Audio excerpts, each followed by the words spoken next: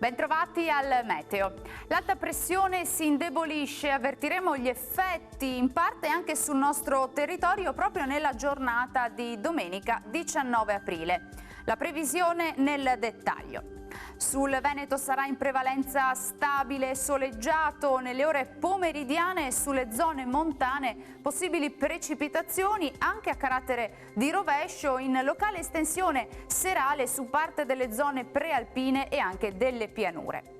Vediamo anche le temperature minime tra 7 e 13 gradi, valori massimi compresi invece tra i 18 e i 24 all'incirca.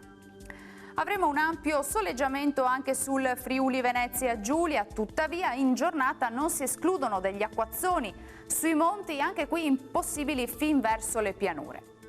Temperature minime tra 8 e 13 gradi, massime fino a 24.